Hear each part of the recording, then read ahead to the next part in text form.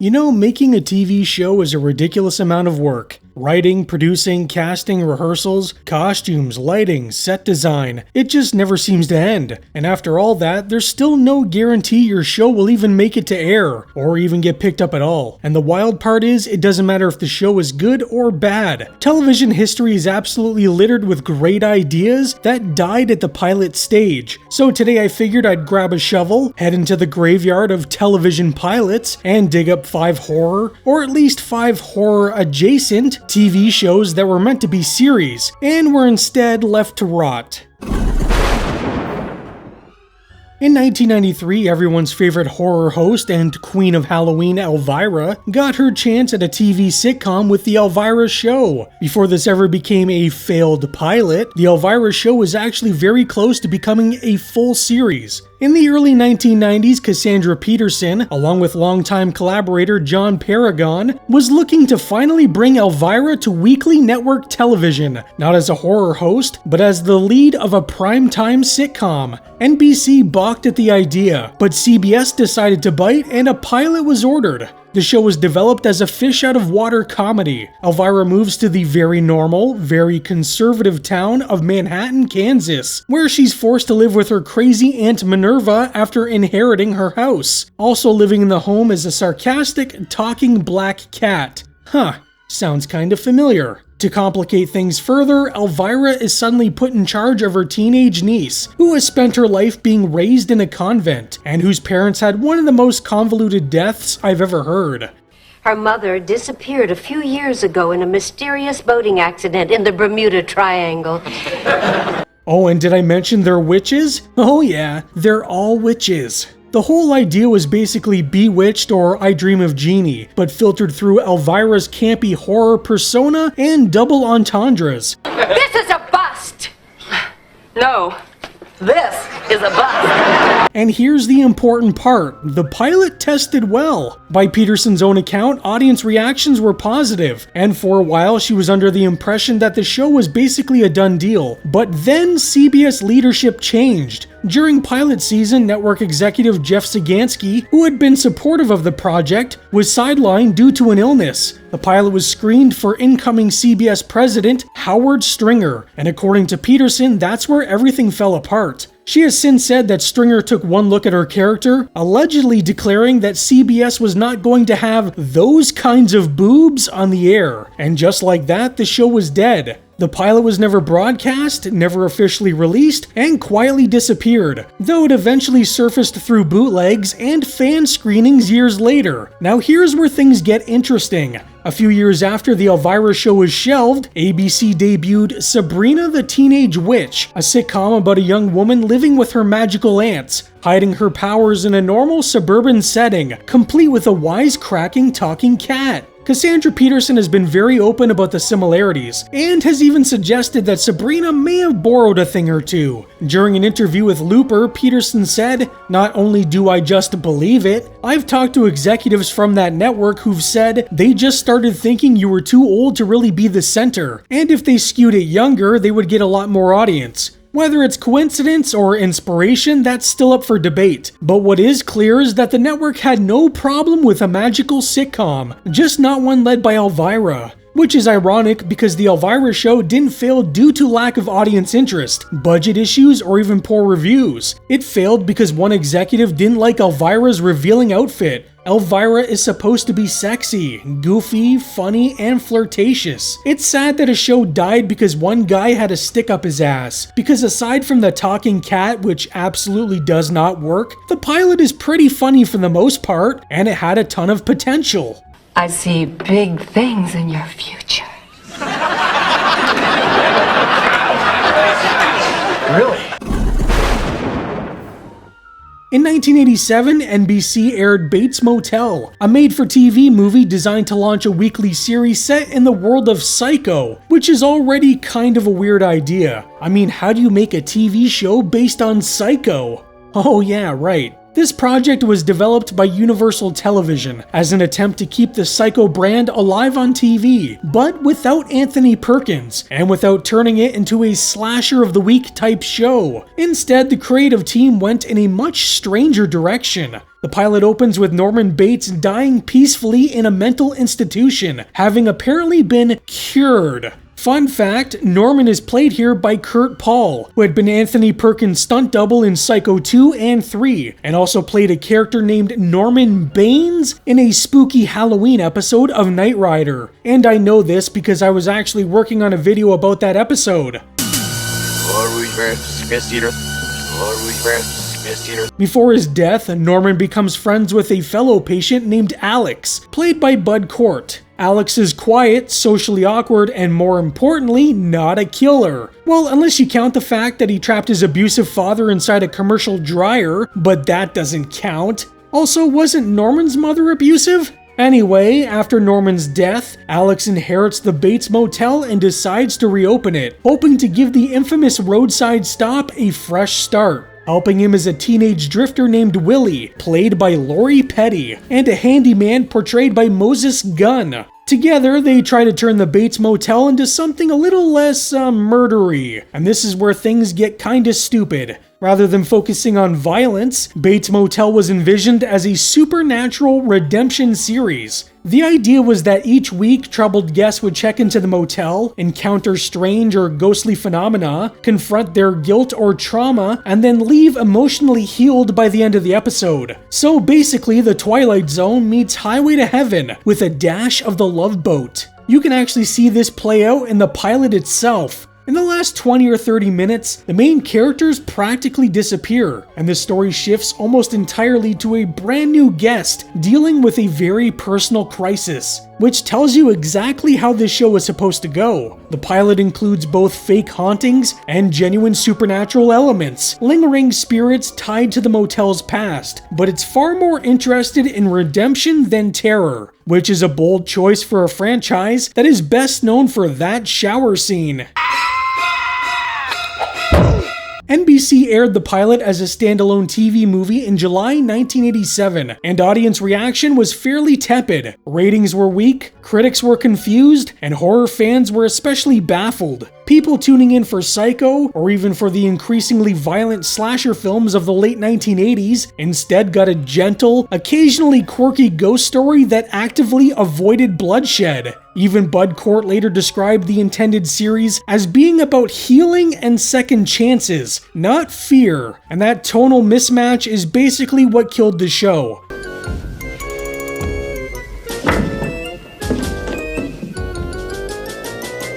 As a result, Bates Motel became a one-and-done curiosity, a strange footnote in the Psycho franchise's history, which makes it especially ironic that decades later, A&E would bring back the franchise with a completely different approach, darker, serialized, and with 100% more Vera Farmiga. Turns out Bates Motel could work on TV, just not as a cozy supernatural inn, where troubled souls come to feel better about themselves. Jeez, Alex. Why don't you watch where you're going? Larry!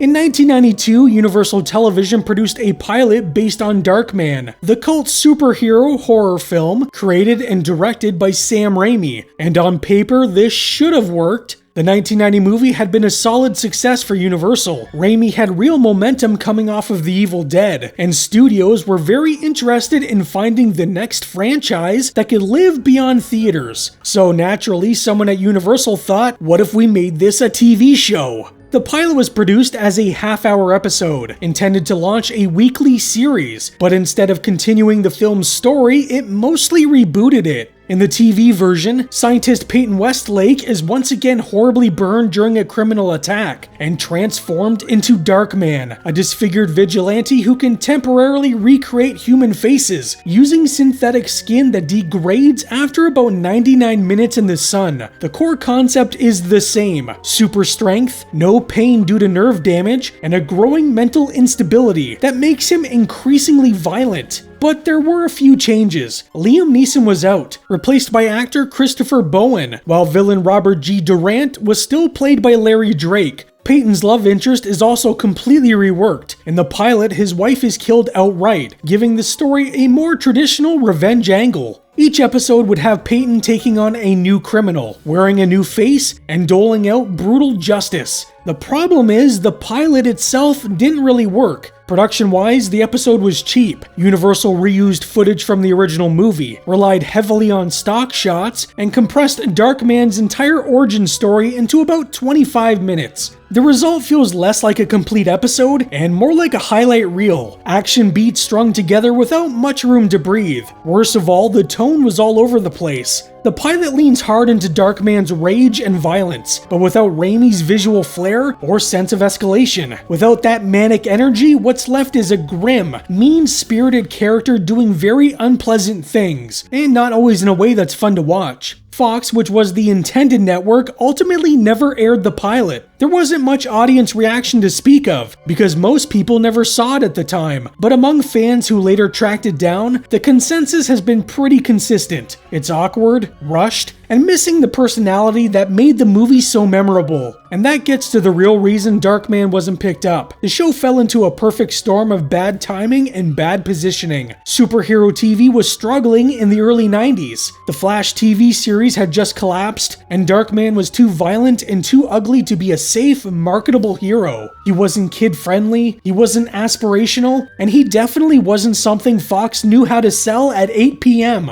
And without the budget to support the concept, Darkman as a weekly series just didn't make sense. So the pilot was quietly shelved, never broadcast, and largely forgotten, which is kind of fitting. Darkman has always been a character who exists on the fringe, too weird for mainstream superheroes, too comic booky for straight horror, and in 1992, television just wasn't ready to deal with something that angry, that ugly, and that unstable every single week. The Darkman.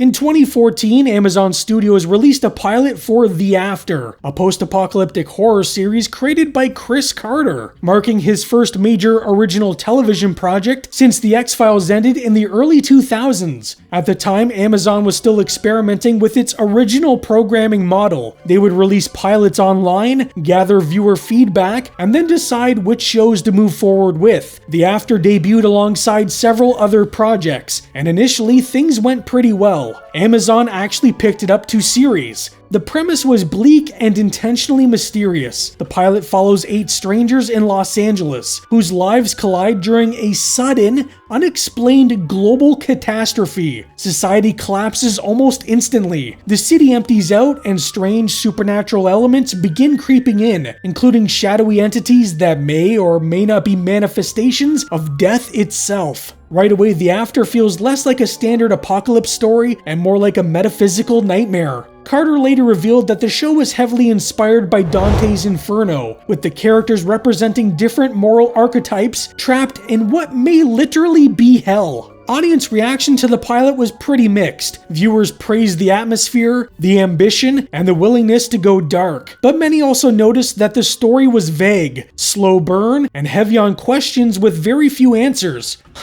Why does that sound familiar? And that's where the trouble started. Behind the scenes, Amazon executives began asking for something fairly standard in modern television production: a show Bible, a detailed document laying out the long-term mythology, character arcs, and where the story was actually going to go. Chris Carter refused. By his own admission, Carter has never worked with a traditional show Bible, including on The X-Files. His approach has always been to let the story evolve organically, discovering answers along the way rather than locking them in up front, which explains a lot. It worked sometimes on network television in the 1990s, where shows could course correct over 20-plus episode seasons, but Amazon was investing in a tightly budgeted, serialized streaming series, and they wanted to know where the hell the story was going. Carter wouldn't tell them. As a result, Amazon quietly reversed its decision. Despite previously ordering a full season, the company canceled The After before a single additional episode was filmed. Carter later acknowledged that the lack of a concrete long-term plan likely contributed to the cancellation.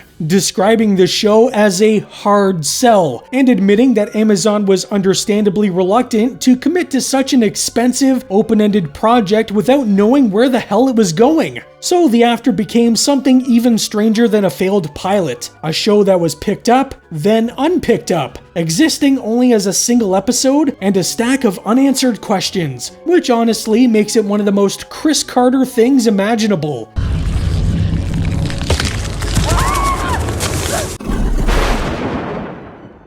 In 2012, NBC aired a 1-hour pilot titled Mockingbird Lane, a big-budget reboot of the classic sitcom The Munsters, developed by Bryan Fuller and produced by Bryan Singer. And right away, NBC made it clear this wasn't going to be a traditional sitcom. This was conceived as a dark dramedy, closer in tone to Pushing Daisies or even Hannibal than anything resembling the original Munsters. NBC reportedly spent around $10 million on the pilot, making it one of the most expensive TV pilots ever produced. The cast included Jerry O'Connell as Herman Munster, Portia de Rossi as Lily, Eddie Izzard as Grandpa, and Charity Wakefield as Marilyn. The idea was to reintroduce the Munsters as outsiders moving into modern suburban America. Still monsters, but now treated far more literally, and that's where things start to feel off. The basic plot follows the Munsters moving into 1313 Mockingbird Lane after purchasing the mansion just before it's set to be demolished, largely because it was once owned by a serial killer who murdered hobos, which already feels like we're not in sitcom territory anymore. Oh my gosh. Eddie Munster begins going through puberty, which manifests as violent werewolf attacks. Grandpa isn't just a goofy vampire anymore, he's a predatory one, hunting animals and occasionally people. And Herman is, well, honestly, if no one told you Jerry O'Connell was playing Herman Munster, you might not figure that out on your own. Lily and Herman's marriage is also very different here. It's less 1960s sitcom married couple and a lot more physical, if you catch my drift. And here's the really strange part. If the characters weren't constantly being referred to as the Munsters, you might not even realize this was supposed to be a reboot. Take away the names, and what you're left with is a dark suburban fantasy about dangerous supernatural beings trying, and often failing, to coexist with humans. It plays more like a grim fairy tale with splashes of humor than anything connected to a 1960s family sitcom, and that tonal shift did not go unnoticed. NBC aired Mockingbird Lane as a standalone Halloween special in October 2012, rather than committing to a full series order. Audience reaction was mixed at best. Some viewers praised the production design, but many longtime fans were confused or outright uncomfortable. The biggest complaint was simple: it didn't feel like the Munsters. The original show never denied that the family were monsters, but it also never treated that as dangerous. Mockingbird Lane takes that metaphor and makes it literal, and once you do that, the charm evaporates. NBC ultimately decided not to move forward with the series. Officially, the network cited creative concerns. Unofficially, the problem was pretty obvious. The show landed in a no man's land. It was too dark and unsettling for families and nostalgia audiences, but not quite committed enough to full-on horror to satisfy genre fans. Bryan Fuller later confirmed that NBC chose not to proceed, and Mockingbird Lane became another high-profile example of a network loving an idea, but panicking once they saw what they actually had. Which is kind of fitting, because Mockingbird Lane answers a question no one was really asking. What if the Munsters were taken completely seriously? And it turns out once you remove the metaphor and show the monsters behaving like actual monsters, it stops being funny, it stops being comforting, and it stops being the Munsters.